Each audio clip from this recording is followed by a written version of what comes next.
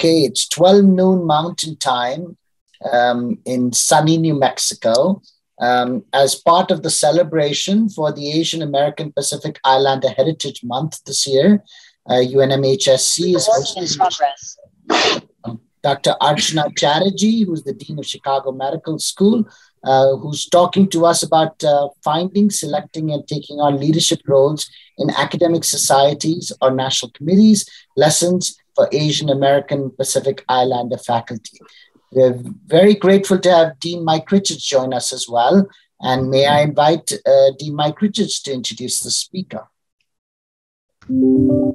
Yes, so we're very, very pleased to have Dean Chatterjee here with us today, who, as you pointed out, is Dean in Chicago, and we've had an opportunity to just chat a few minutes ago and discuss that she's quite familiar with us and the work that we do here at UNM. And, on behalf of the School of Medicine, our faculty, staff, and administration, we're very grateful that she's accepted this opportunity to come and speak with us as we work towards creating, a diverse and inclusive environment for all of the UNM Health Sciences. So welcome, Dean Chatterjee. Thank you very much, Dr. Richards. Good afternoon to you all. I think I'm going to try and share my screen so that you're all able to see my slides. I hope everybody can see my slides. Okay, very good. So, one of the things that I am particularly grateful for is, of course, this opportunity to speak to you all. I wanted to make clear from the beginning that my remarks today will be primarily geared towards early career faculty members. I know that there are a number of senior level leaders and other administrators who might be part of the audience. So if you are here, please take anything that I have to say and apply it to your junior faculty members. This talk is primarily intended to benefit them. Okay, this was working before and it's not now. I wonder what is going on. Okay, here we go. Before I start with my formal presentation, I do want us to take a moment to remember those whom we have lost to this terrible pandemic over the last 2 years, their family and their friends, and particularly those healthcare professionals who are taking risks daily to care for others. So please join me in a moment in remembering them.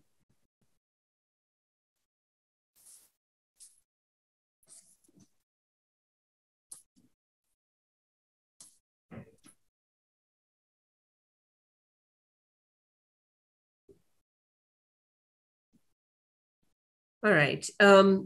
I just wanted to also make sure that people understood that I did not have any conflicts of interest with regard to the content I'll be sharing with you today. I like cartoons a lot, so you'll see a few of those spread throughout my presentation. And this one is a particular favorite of mine because the only conflict or concern that I have to share is that I'm an inveterate multitasker. And so you see this lady here trying to work and take care of things at home. And the reason I like this cartoon is because many of our faculty find themselves in very similar situations where they're trying to do multiple things at the same time. So I thought it's kind of interesting. Our learning objectives today, I'll begin by reviewing some of the AAMC data on Asian American and Pacific Islander faculty. As I was discussing with Dr. Sood and Dr. Sanchez a few minutes ago, the data are quite sparse, actually. They're hard to come by on this segment of our faculty, but I did the best I could from what I could find. We'll talk in some length about how to build and sustain a professional network, because if you are looking to build a career in academic medicine, this is a critical piece. So I thought I would spend some time on this, and especially if you're looking to rise to leadership levels in academic societies, in national committees and things like that, this is essential. We'll also discuss how you select and prepare for these leadership roles. And then at the end, I'll just review what the benefits might be to serving in these leadership roles to the organizations that we serve, as well as to us as individuals. So at the beginning here, these are the Wamc data that I was telling you about. And you can see these are data from 2018. It's a complicated chart, but if you look at the proportion of faculty that identify as Asian American, that's in the yellow at 19.2%. And then the Pacific Islander faculty are at the little sliver you can barely see right next to that at 0.1%. They are the smallest proportion of our faculty. So while Asian Americans occupy a fair proportion of the underrepresented in medicine faculty members, Pacific Islanders are a very, very tiny minority. If you look at the breakdown by sex, race, ethnicity, and rank, these are from that same 2018 data set. Up at the top, you see the American Indian or Alaska Native individuals, and then at the bottom are the Asian faculty members. In purple are the female faculty members, and in blue, the male. You don't even see Pacific Islanders represented here because there are so few in number. But you will notice that across the board, the lower academic ranks of instructor or assistant professor, you see more women represented there. And as you go up the academic rank ladder at full professor level, the proportion that are women are far fewer compared to men. This is particularly important because as we're talking about our different identities, our identity in terms of sex and race and ethnicity are intertwined actually. And in fact, often lead to multiple obstacles in the way of people who carry intersectional identities. So I just wanted to point that out. And then we have known this, unfortunately, for a while now. So these are data actually from 2014, so it goes back a few years. But it's what's been called the leaky pipeline, where we begin to lose faculty members as they go up the academic ranks, and they basically leave academia. So here again, you're seeing Pacific Islanders not represented at all. In red are the proportion that are of Asian descent. And again, you start to see the numbers going down as you go up the academic rank ladder. So this is a real problem for us because we're losing a lot of talent, particularly for women who are of these different racial and ethnic minority categories. So it's something for us all to be aware of and to try to mitigate as best we can. So the challenge for all of us is that we have lots of competing priorities. For those of you who are clinicians, there are clinical responsibilities. Those have been huge in the last couple of years. For researchers, that has been difficult as well with lockdowns and shutdowns and trying to run research labs and research programs in that milieu. And for our educators who have tried to switch, who have had to switch from in-person education primarily into this virtual mode of trying to educate medical students and other health profession students. So I like this quote a lot. I feel thin, sort of stretched like butter scraped over too much bread. And I can tell you that I personally feel that way fairly frequently. So in terms of our AAPI faculty, what are some specific challenges that they face in addition to these broad issues that I brought up? The first is that our professional networks tend to be limited. And that is because we don't necessarily look like a lot of the majority population and are not part of those groups that they belong to. So it is an uphill task to try to break into those networks and become part of them.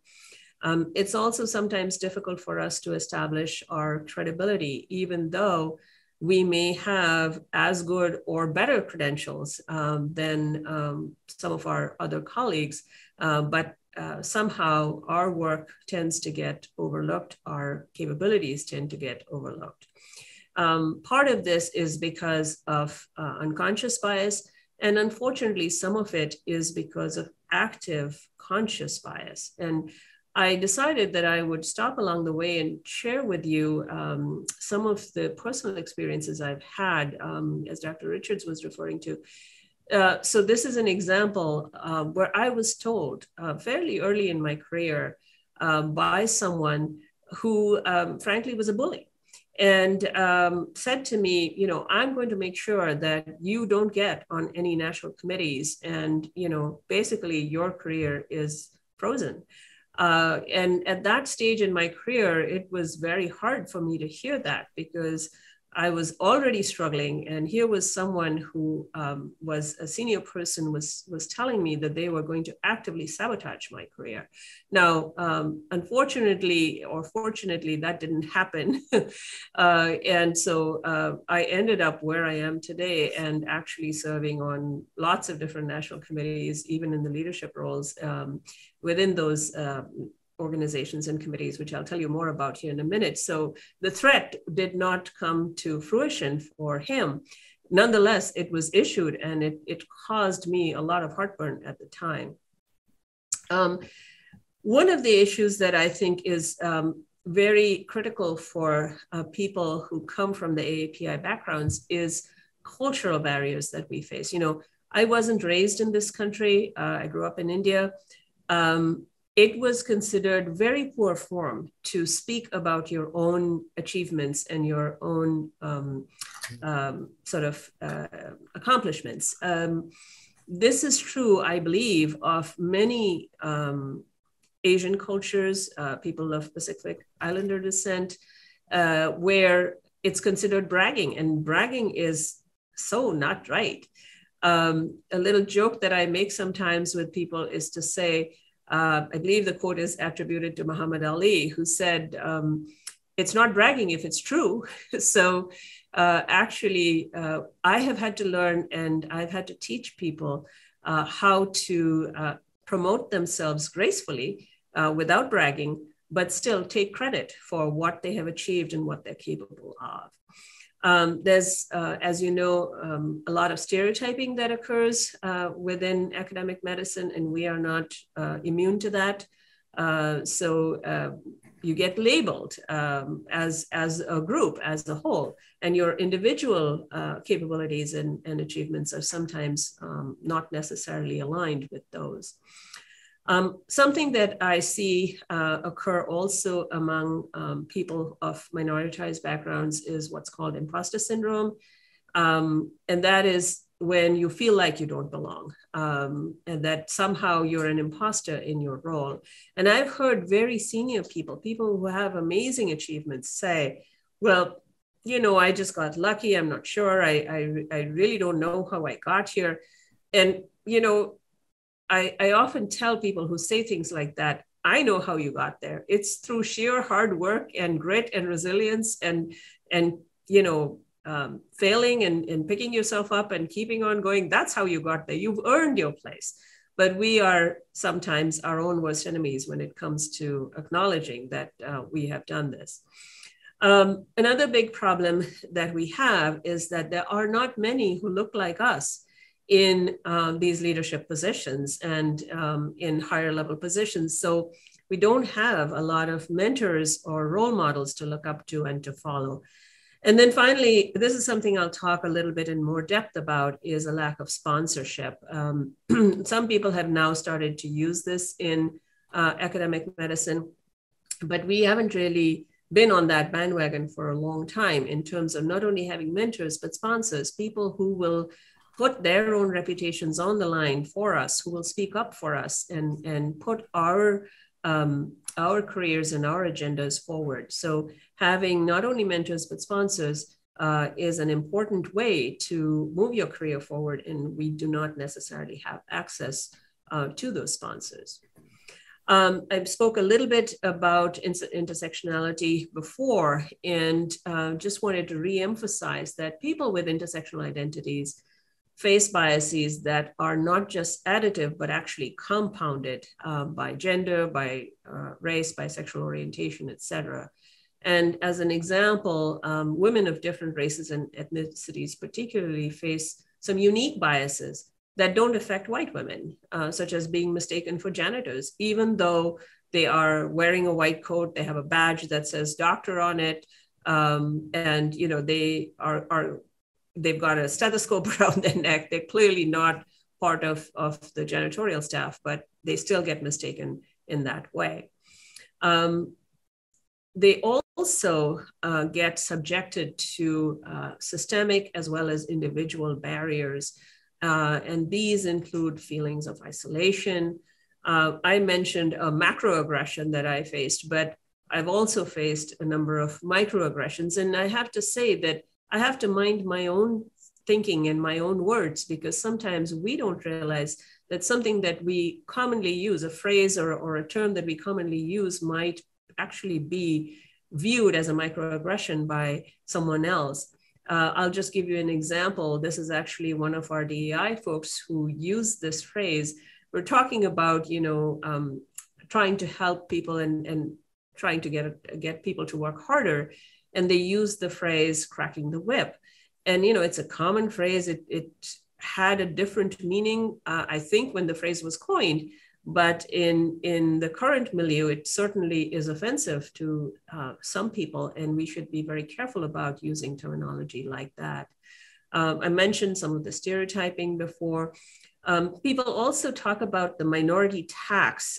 So what that means is often if you are in whatever minoritized group you are, and you get asked to do a lot of the work that is necessary at our institutions, serving on committees, you know, doing things that are needed to make our organizations run, but that don't necessarily carry much value in terms of academic or career advancement.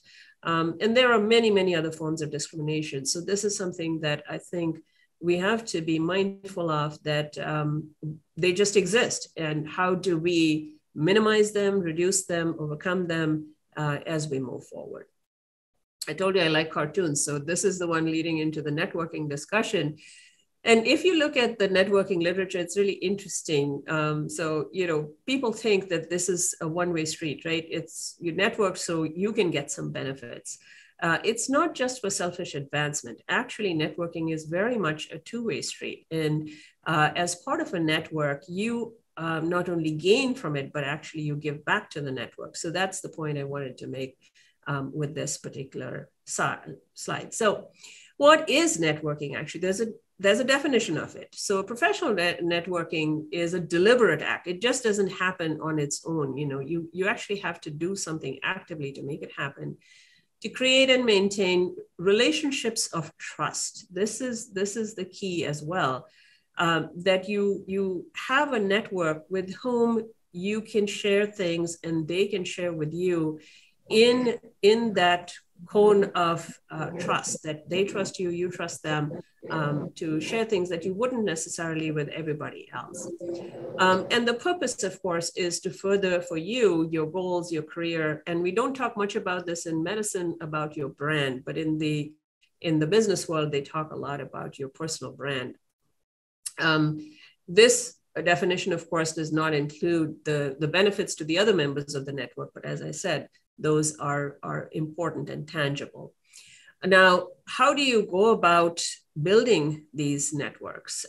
So you want to use all the capital that you have, social, personal, professional contacts, and you want to use these so that you learn more about whatever field you're interested in or organization that you're interested in. How do you find out about that? You ask people, okay?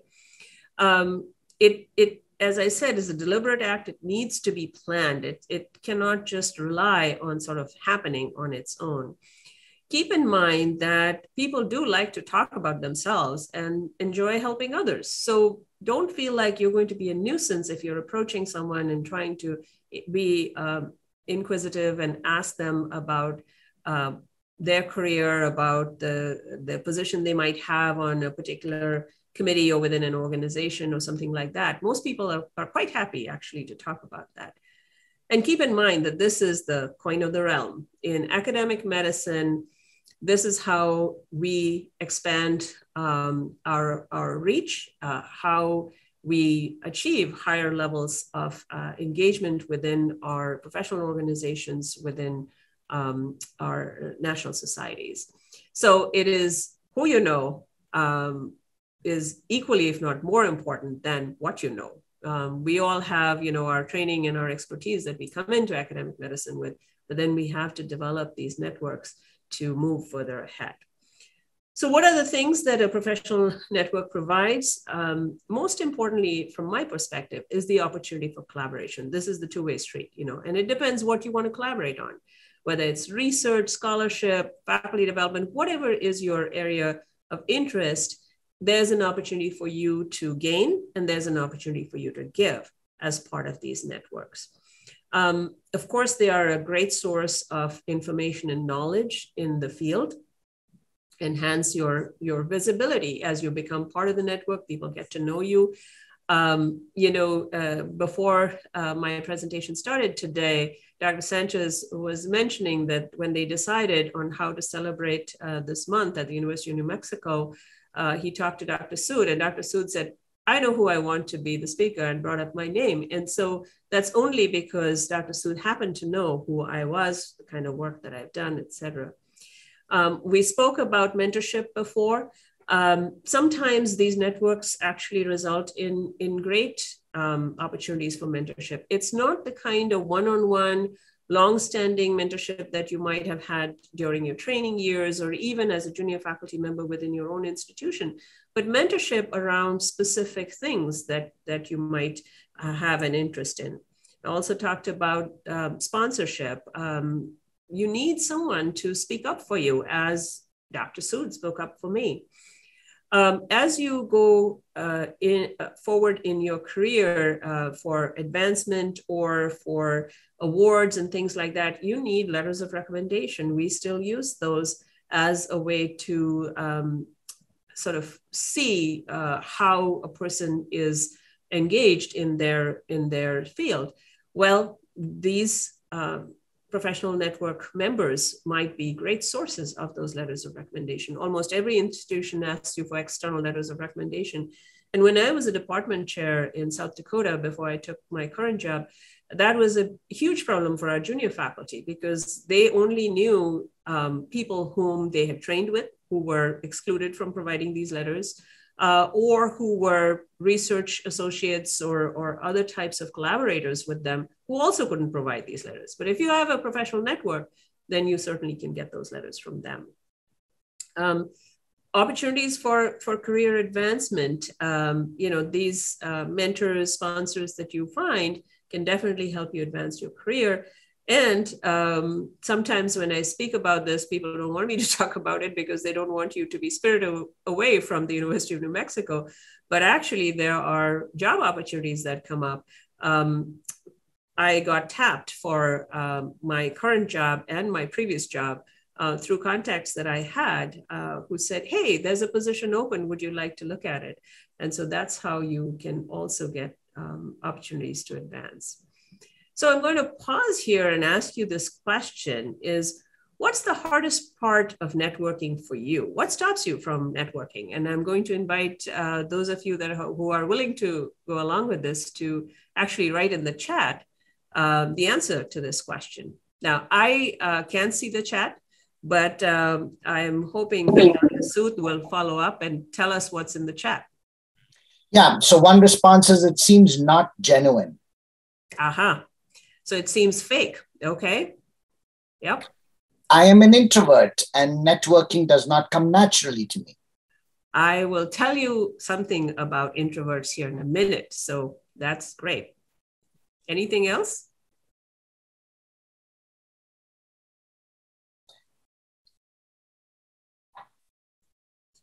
All right, so we'll go ahead and... Sorry, there's one more, Dr. Chatterjee. Sorry to drop. It says small talk can be difficult as you build to an ask. Yeah, we'll get to that too. So the thing that actually holds most people back is some form of fear. And fear is a strong word, but it's hesitancy, not wanting to be pushy, not wanting to put yourself forward, etc. So what's the fear of?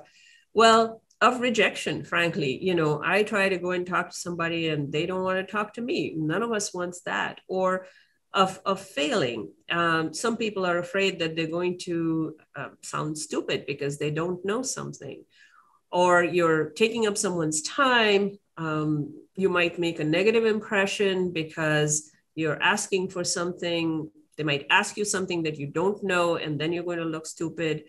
Or you're overstepping your boundaries in some way. And some people actually think that networking doesn't really count. Well, I'm here to tell you that it absolutely does count. So none of these things is actually true.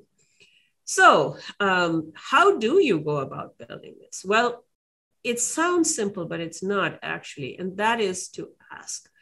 And I will tell you, it is easier for extroverts to go up and talk to somebody, right? But introverts can do this. So how do they do this? Well, one of the ways is to connect with people, not necessarily in person. And, you know, the Lord knows in these 2 years, we've all learned to communicate in other ways, right? But you can send an email to someone. You don't have to talk to anybody. You can send an email and you can connect with them in that way. I often get connections like that. In fact, Dr. Sood connected with me to make the request to speak in that way. He sent me an email and said, would you speak for us? So that's one way that introverts can do this. The other thing, which I hope that all the senior people on this call are doing, and the junior people can ask those who are senior to them, is to actually be that connector, that introducer. You know, I figured this out sort of serendipitously. So I was at a national meeting and, you know, they have these mixers and everybody's having a drink and talking and everything. And I overheard a junior faculty member from my division talking to another junior faculty member saying, I don't know what we're doing here. We don't know anybody. Let's go down to the bar and get a drink. And so I stopped them right there. And I said, I heard what you said. Would you like to get to know a few of the people who are here? And these are, you know, luminaries. They are the best of the best in the field. You're in the same room with them and you know them, but they don't know you.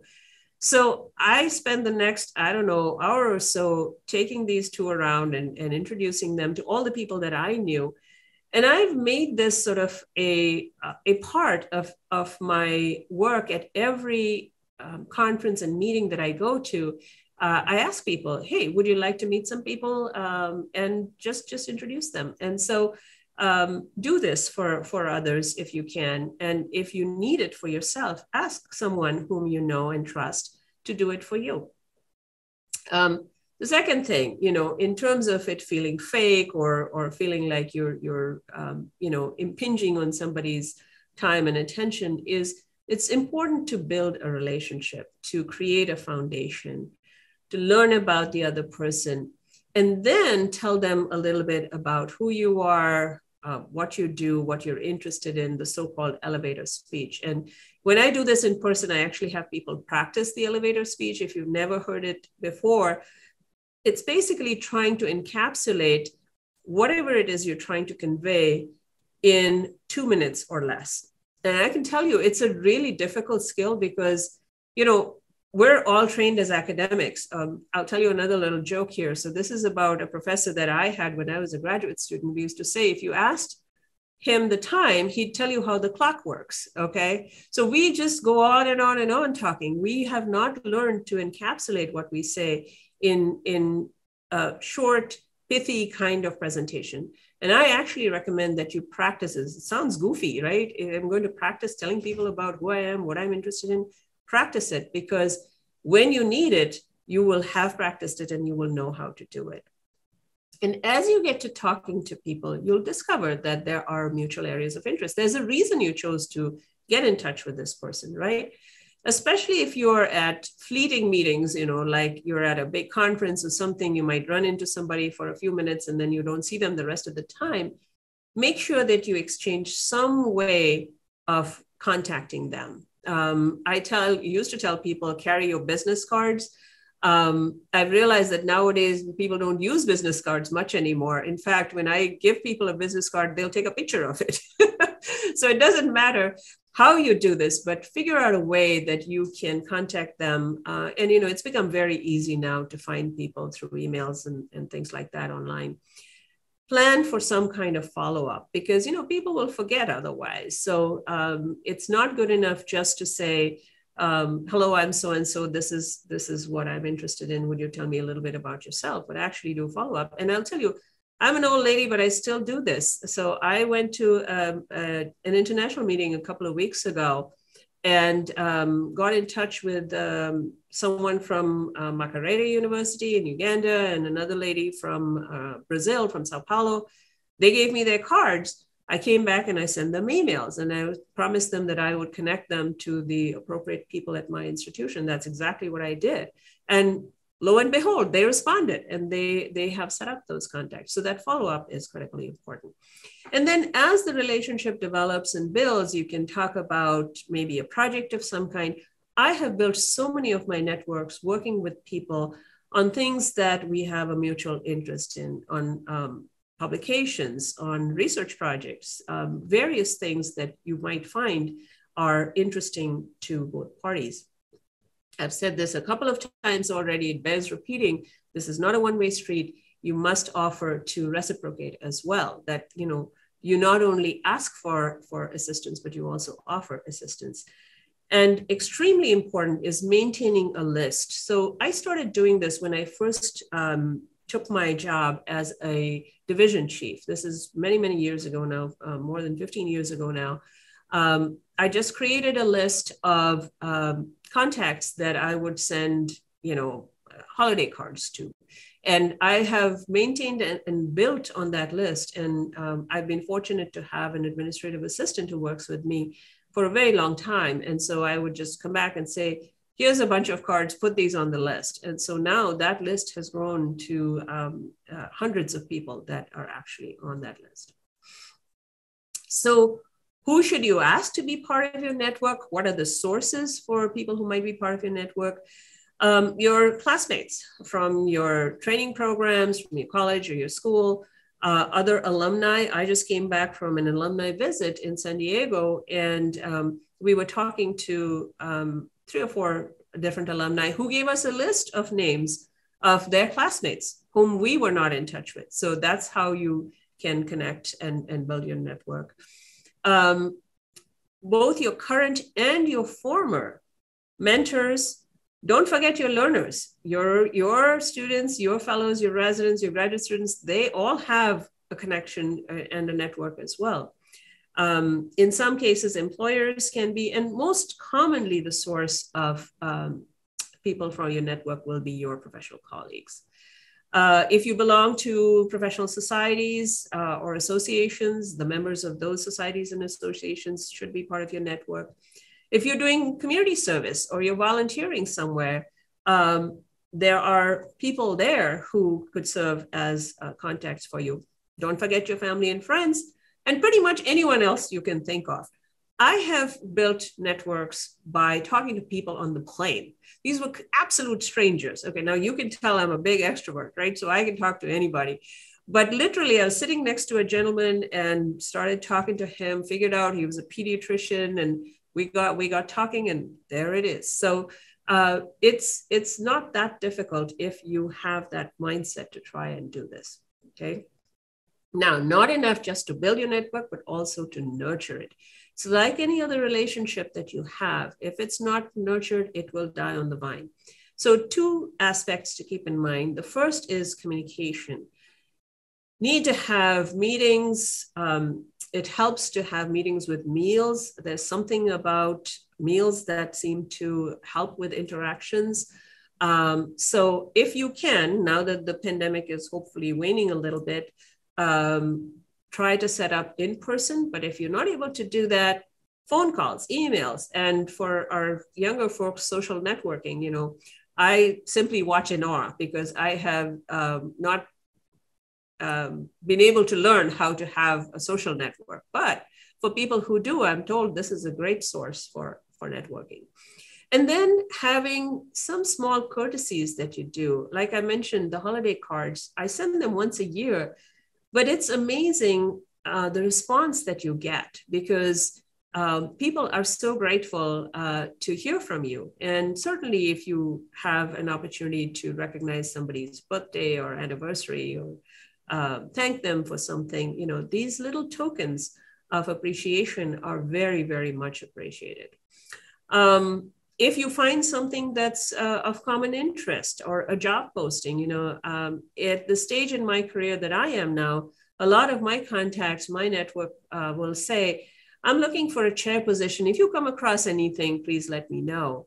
One of the things that you discover as you get into leadership in academic medicine is the moment you take a position, people send you lots of the same opportunities. So when I became chair, people started sending me things saying, look at this chair opportunity. I was like, I just got here. I'm not going to take another chair job. The same thing happened when I became dean. They started sending me dean opportunities. When you become the dean, they're very, very kind. And they say, this may not be of interest to you, but if you know of anyone who's interested, well, there you go. So I ask people, if you're interested, I'll send you stuff, okay? Now, it said earlier that we'd talk about mentors and sponsors here. And so this is a chart just comparing the two. I'm watching the time and I'm going to run out of time. So I think I'm going to move this forward fairly quickly, not to read through the slide with you, but just to say the difference, the main difference between a mentor and a sponsor is that a mentor, the relationship with your mentor is a very personal, private relationship usually, where the mentor will give you advice, will help you develop your career, support you, encourage you, etc. The sponsor is a very public kind of relationship where they will put their prodigies forward, they'll promote them, they'll put them up, and they'll put their own reputations on the line for their prodigies. By the way, if you're trying to take notes, for those of you who are trying to do that, these slides will be made available to you. So please don't worry. Let's enjoy this discussion as much as we can without having to worry about that. So this is an exercise that I think is worth doing. I want everyone who's able to write something down to write down what they think their legacy is going to be. So clarify what's important for you, okay? If you don't have writing implements, use your phone, your computer, your tablet, whatever, write something down. Give you a moment to write that.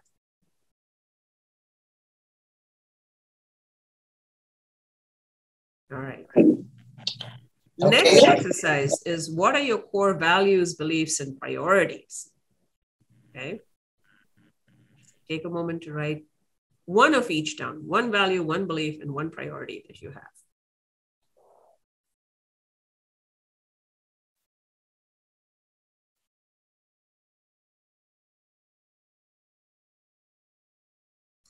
And then this last one, fill in the blank. What kind of doctor, educator, researcher, healthcare professional, whatever is your identity in terms of your professional identity, what kind of professional do you want to become?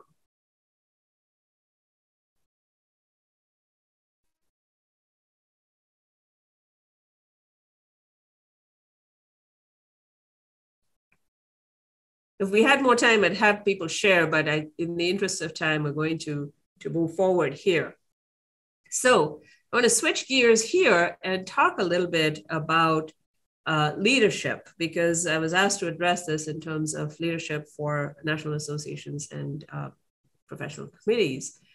So first of all, how do you select the type of organization that you want to become a leader in? This is usually based on your expertise, your qualifications, of course, your interest, and also how much time you have available, because not all of these are created equal. Some require much more time than others. And you just have to figure that out. Is it going to fit into your schedule or not? You want to try and figure out what are the terms of service. Is this for a year? Is this for 3 years? What are the expectations? Are there weekly meetings? Are there monthly meetings, quarterly meetings? What is the expectation that is the organization has for your role? Another very important thing is to figure out, does it align with your own career goals and priorities? If it's kind of sounds interesting, but it's really not aligned with what you are trying to do, it's probably not a good opportunity for you. I put in this, be a foot soldier first before you become a general. And that's because you need to learn the craft. You need to learn about the organization, about the institution, and really show that you are a team player before you aspire to become a leader in the organization. I put a couple of my professional societies logos on here just as a reminder. So the Infectious Diseases Society of America, I started working with them when I was a junior faculty member. They would put out calls for abstract reviewers. And I'd say, yeah, I'll do it. And it was a little bit of work, it wasn't too much work, but I got to see what kind of research and other scholarly work people were doing. And they got to know who I was because I raised my hand and I did the things that they wanted. The same thing with the Pediatric Infectious Diseases Society. They needed somebody to serve on a task force. I said, I'll do it. I asked all these questions, what's the task force for? It's for enhancing diversity. Okay, I'm in. And then we talked a little bit about, how much time it would be and what the end goal was and things like that. And I decided that was something I was going to do. Now, how do you find out all this stuff? You can talk to a current committee member or the chair of the committee or even former committee members and chairs. The only thing with the former is keep in mind that if somebody chaired a committee 10 years ago, it might be completely different in terms of what is expected of that committee at this time. So good to speak to recent former committee members and chairs or current ones. Important also to discuss with your mentors and your supervisors, because of course, if you're going to take this on, that might mean that you're not going to be able to do certain other things at the institution. So it's important to make sure that everybody's on board with you on that. If you have any conflicts of interest, it's very, very important. For all of the organizations that I work for, they make us fill out a conflict of interest form every year. Sometimes I serve on the FDA's advisory committee for vaccines. We fill it out for every meeting. So the conflict of interest is a very important thing. And then the last thing is being able to say a strategic yes or a graceful no. And I'll say more about this here in a second.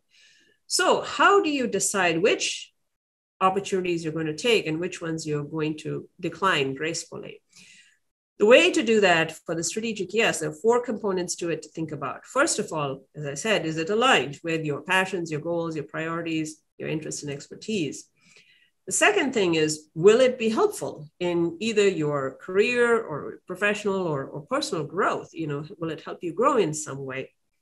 Third thing, very, very important, do you have bandwidth? You want to do all these things, but make sure that you don't burn yourself out. So you've got time and energy to do these things. And then finally, that you're supported by your institution, by your supervisor, and by other stakeholders. And what I mean by other stakeholders are your colleagues, sometimes your family, because all of this work we do takes time and energy. And, it may not be obvious to us that it is impacting all the people around us. So it's appropriate to check with them. The graceful no is an equally important thing to do. You get asked to serve on a task force or a committee or something. Do you take the opportunity because, hey, somebody asked me, this is great, it makes me feel good. I want to say yes, but do I have the bandwidth, the time and effort that it takes to do this at this time? So first, if you're going to say no, acknowledge the person, say, thank you for thinking about me. Explain the reasons why you're not accepting it at this time. So, my plate is currently very full. I do this a lot actually with requests that I get to review papers. For a long time, I review for over 30 journals. And for a long time, I was trying to review everything they sent you.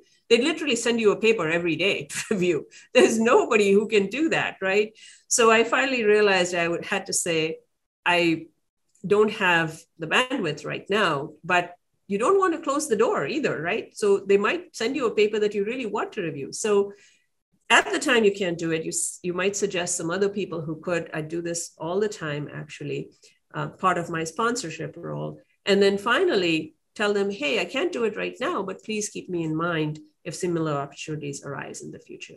Again, just like your elevator speech, you kind of got to learn how to do this. So how to say a strategic yes and a graceful no. These are important skills. This is a quote that I like from Thomas Edison a lot, which is opportunities are missed by most people because they come dressed in overalls and look like work. This stuff is interesting and important for your career, but it's work, okay? So how do you prepare yourself for these roles? If you're thinking about national committees, start local first. Start with the smaller ones first. So state, regional, etc. There are lots of opportunities, and it's a good way for you to build your network at a smaller level. Volunteer, like I said, lots of chances to do that. Once you have been selected, these are very, very important, that you show up. I have formed an external leadership council to advise me as dean. There are 15 members of it. They're very busy folks. They're great people. But a few people just never show up. It's a quarterly meeting. They agreed to do it. We told them what it would entail. It's 1 hour every quarter. There's some people who haven't showed up for any meetings. Guess what? I'm going to kick them off the council. They're not going to be, because they're not doing what they said they would do, right? So show up, come prepared. Almost every committee will send you things ahead of time. Read this. I'm going to a seminar next week. They've already sent me homework to do, So come prepared, because the worst thing is when you're part of a group and you're not prepared, they're talking about something, you can't participate in those discussions because you haven't prepared yourself well. Volunteer, like I said, to not only serve on these, but also for projects that are done by these committees. I belong to the WAMC Council of Deans. They have a project to look at dean tenure because people think that there's a revolving door that deans cycle out too quickly. We want to actually study that and see if that is the case or not. I said, I'm in, I will help you with that project. And always follow through. If you've said something, I'm going to do this, make sure that you actually do it. How do you prepare for leadership? Now, I'm a firm believer in formal leadership training, whether those are the WAMC conferences. Some of our professional societies put these on nowadays. You can do fellowships in them. There's all kinds of things you can do. But I'm a firm believer that leaders are made, they're created, they're not born, okay? There might be a few born leaders. Most of the leaders that you see, the good leaders, have actually trained to become leaders. You have to earn your position. You have to pay the junior tax before you can be in the leadership position. Once you are aspiring to those, figure out what is their strategic plan? What are the priorities of this organization? There's lots of politics. You got to understand what the politics are. And then once you get into the position, you need to define what your vision is. You got to share that with the committee or the association that you're working with. You want to set SMART goals. I'm not going to go into what SMART goals are. Just know that you need to look this up if you don't know what they are. You want to delineate what the responsibilities of the other members of the committee are. You need to communicate. You can never over communicate, okay? Whether that's in person, whether that's through electronic means, however you communicate. You have to be able to know how to delegate with accountability. So people know that if you've delegated a task to them, they have to tell you what they did with it. You want to find out from the previous leadership how they ran things. Don't necessarily have to do what they did, but you have to learn how they ran things, what worked, what didn't work, etc. A very key thing is all of these committees and associations have staff members. The committee members rotate, the staff members stay on, sometimes for years and for decades. They have the institutional memory. They can tell you where the pitfalls are, etc. And I can't emphasize this enough. To be fair, to be kind, and to be humble. Sounds simple, but you often see people not following those tenets, and that's really important. I'm going to skip over this because you're going to be able to see these in the slides. So there's nothing really earth-shattering on this. These are some competencies. And again, if anyone has trouble understanding what these are, you can drop me a line. I'll do my best to explain it to you. In the interest of time, I'm going to move forward beyond these competencies. This is a quote I like very much, which is, the challenge of leadership is to be strong but not rude, kind but not weak, bold but not bullying, thoughtful but not lazy, humble but not timid, proud but not arrogant, and have humor but without folly. Okay. Now, what are the benefits of serving in these roles? Okay. First, the benefits to the organization, because remember the two-way street, right? So why do organizations have these people in these roles? So they can set their strategic direction and figure out what the goals of the organization should be. And down the road, really shaping the future of the specialty of the field. As far as benefits to the individual go, some of these I've already been talking about. You get to serve as a mentor, as a role model. It increases your visibility, builds your professional reputation, helps you to augment your network, helps with advancement along your career path. Academic promotion and tenure, I'll give you an example here. This is from a long time ago, again, when I was a junior faculty member. I was giving a talk at a conference where Dr. Paul Offit, whom I admire tremendously, he's at the University of Pennsylvania, the Children's Hospital of Pennsylvania. He's the inventor of a vaccine. It's a rotavirus vaccine. And I was giving this talk on this vaccine. He was sitting in the audience. It was the most frightening thing for me. It's like, oh my God, I'm going to talk about this. And the inventor of the vaccine is sitting here. After my talk was over, he was very gracious. He came up and congratulated me on the talk. And I told him, you know, how humbled I was that he had come to listen to me talk about his vaccine. Paul has become a good friend over the years, thanks to that interaction. When I was going up for promotion from assistant to associate professor, I told this anecdote to my chair, and he said, why don't you ask him for a letter of recommendation? And I said, oh my gosh, I'm going to ask Paul Offit to write a letter of recommendation for me? And he said, yeah, he knows you, you know, he came and talked to you. And lo and behold, Paul actually did. Something to keep in mind that we don't think much about is it not only is beneficial to us, but actually to our institution. So I will tell you, I serve on this advisory committee to the FDA. It takes up a lot of my time. And I spoke to my provost and my president before I took it on to say, you know, this is going to take up some of my time. And they said, go ahead and do it. This is the right thing for you to do. But guess what? It also puts the institution's name and reputation out there along with mine. So this is beneficial to our institutions, and it helps with continuing with our leadership education journey. So I'm going to sum up my remarks. I haven't left the 15 minutes I promised, but even trying to skip through my slides quickly. So serving in leadership of academic societies and national committees is very rewarding, and it's beneficial to the organization you serve, to your own institution, as well as to you. Asian Americans, Pacific Islanders are not well represented in the leadership roles in these organizations.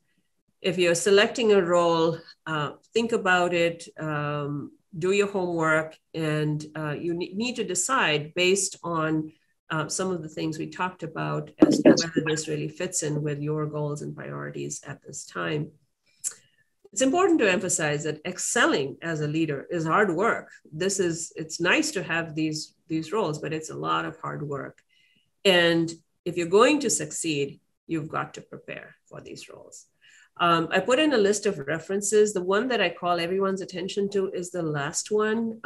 This is David Sklar's paper from a few years ago that illustrates a lot of what I have talked about today beautifully. So please, if you do nothing else, read this paper. It's not a very long paper.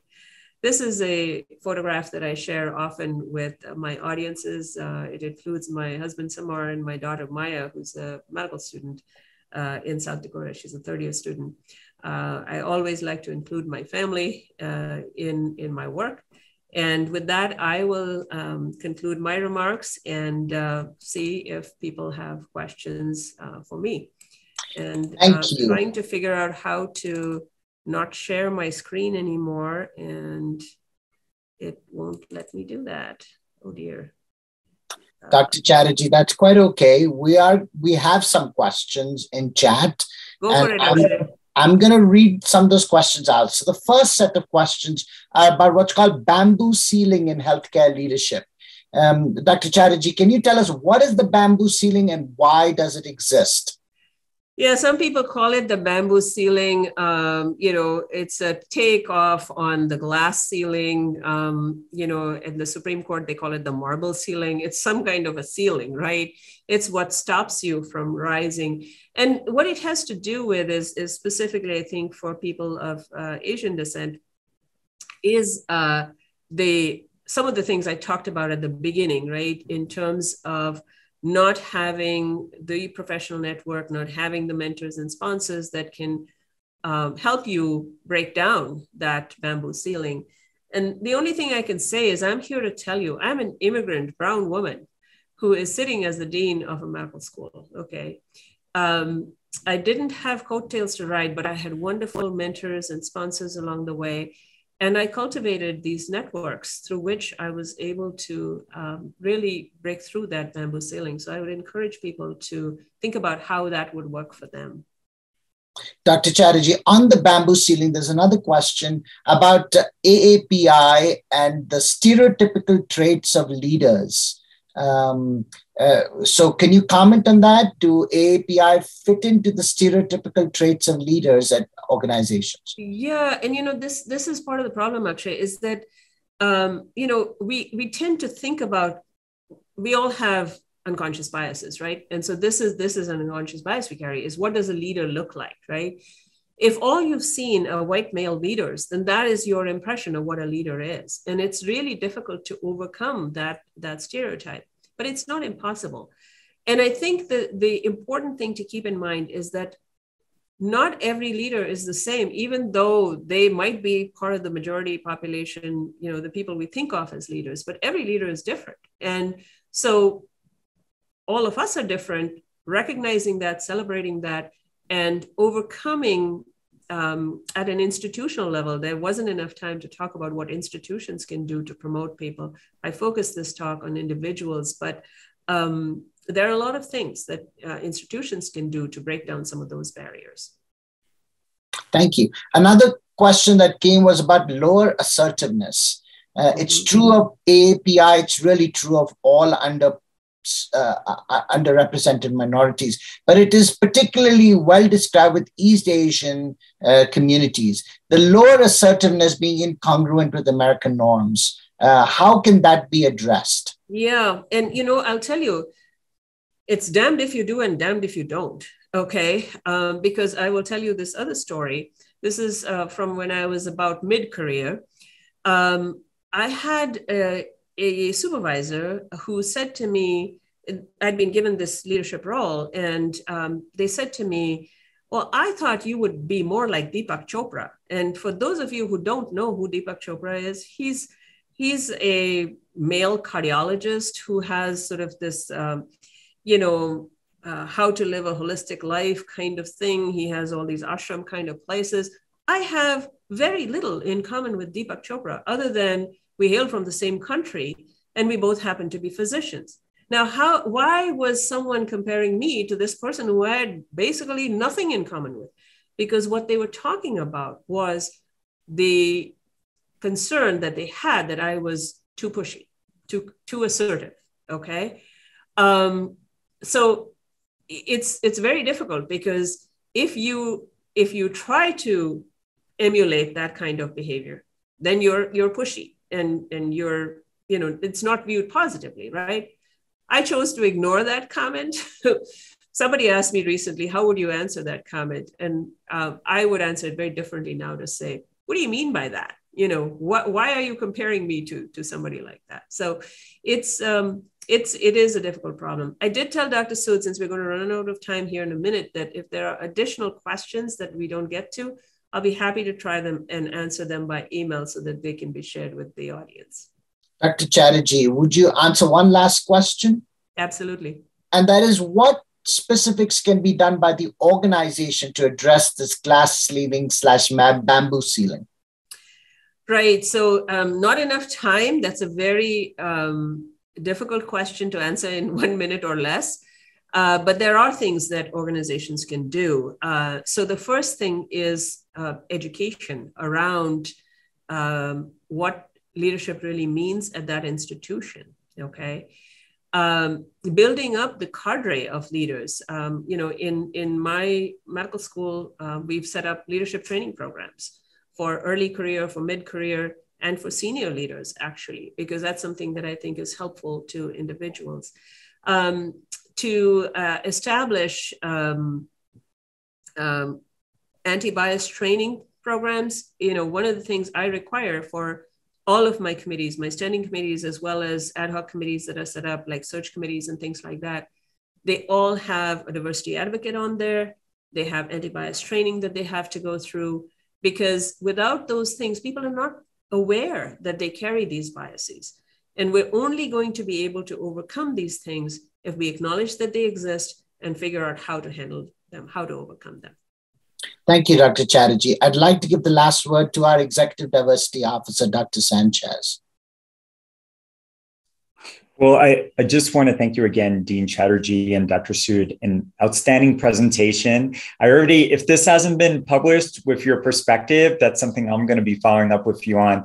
But I really appreciate all the practical tips and how you wove in your own lived experiences. So on behalf of the Office of Diversity, Equity, and Inclusion of the Health Sciences Center at University of New Mexico, un abrazo, huge hugs to you for joining us today. And we know how busy you are. So thank you so much again. Thank you very much for the opportunity and for everyone tuning in today. Dr. Sanchez, you're on. I think you just illustrated for our audience how we network, okay? So we're going to probably publish something on this, all right? Take care, bye-bye.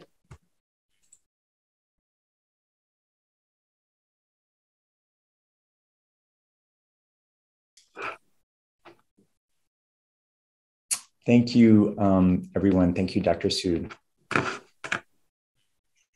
Thank you, everybody.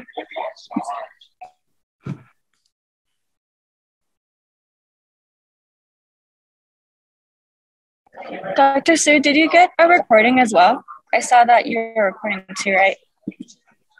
No, I didn't get a recording. I know that you were recording, so. Oh, okay, yeah, I am definitely recording. For some reason, it was showing like that there were multiple people recording at the same time. But okay, great. Thank you so much for moderating. I had a quick question. Is there anything we need to talk about? Did everything go okay? Is there any feedback? Anything that would be useful for the next session? Oh my gosh, everything was perfect. Thank you so much. I think for the panel, it'll be a little bit different because we will probably ask a couple of questions in the beginning and then have more audience participation. But I would say for, I think the panel will be a little bit more informal, possibly. I will be sending out more information about the panel and the food options and everything. So if you have any more questions, feel free to email me. Flora, so it is going to be a physical, everyone's joining physically, because I know it's kind of a hybrid thing, right? Yes, it'll be a hybrid thing. But the panelists will all be there in person, and then I don't know for everybody else. So Flora, it's going to be an experiment. I put together some questions for the panel discussion. Would you like to review it before I send it to the panelists? Yeah, do you want to email them to me? Unfortunately, I have a bupropion training starting right now, and I won't be done until 5 p.m. But if you want to email me them, or if you want to meet another time, I would be glad to do that. I'll be happy to email them to you. Thank you, Flora. Okay. Yes, thank you so much, Dr. Sood, for everything that you've done. Bye-bye. Thank you. Have a great rest of your day.